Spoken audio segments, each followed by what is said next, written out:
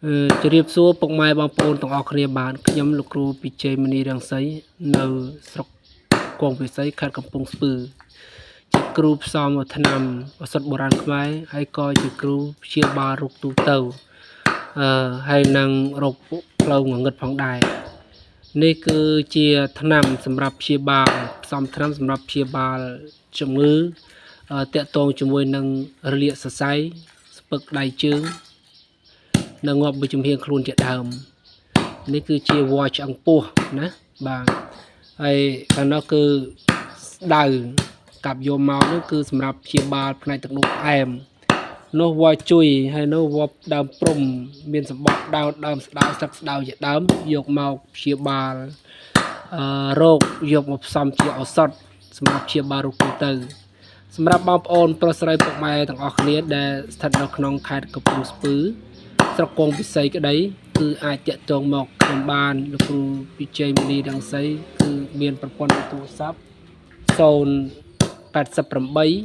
456 7000ប្រព័ន្ធ Smart 016 526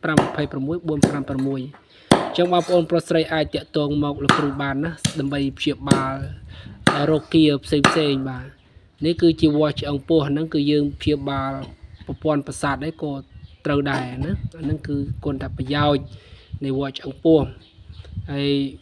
ដើមស្ដៅអីហ្នឹងគឺយើងព្យាបាលសម្រាប់ទឹកនោមផ្អែមទឹកនោមប្រៃ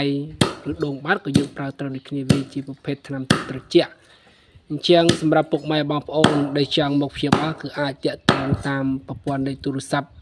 ដែលបានផ្សព្វផ្សាយដែលបានប្រកួតប្រកាសនឹងបានណាអញ្ចឹងគឺតាក់ទងមកបានណានៅសម្រាប់បងប្អូនដែលនៅក្នុងខេត្តកំពង់ស្ពឺយើងហ្នឹង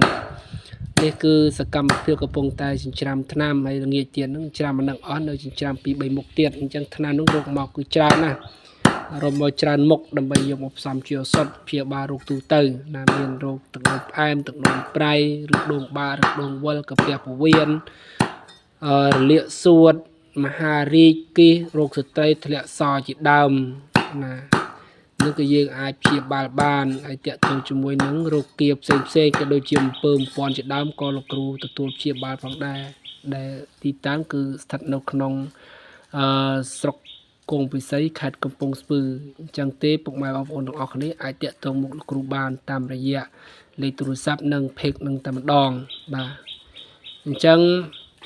អរគុណណាស់សម្រាប់បានទស្សនាក្នុងការផ្សព្វផ្សាយក៏ដូចជាចែករំលែកនៅចំណេះដឹងផ្សេងតាក់ទងជាមួយនឹងឱសថបុរាណខ្មែរ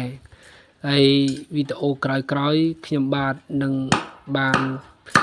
រៀបរាប់ជាឈ្មោះឱសថសម្រាប់បងប្អូនដែលចង់រកទៅព្យាបាលដោយខ្លួនឯងក៏បានកុំឲ្យអស់លុយឱកាសអញ្ចឹងណាហើយបងប្អូនព្រមមិនបានទេគឺអាចតាក់ទងមកខ្ញុំបានណាខ្ញុំមានថ្នាំសម្រាប់ព្យាបាលរោគផ្សេងបងប្អូនក៏អាចខលមកសាកសួរព័ត៌មានបន្ថែមឬក៏ពិភាក្សាបន្ថែមនៅជំងឺដែលបងប្អូនមានបាទអញ្ចឹងសូមអរគុណសូមជម្រាបលាបាទ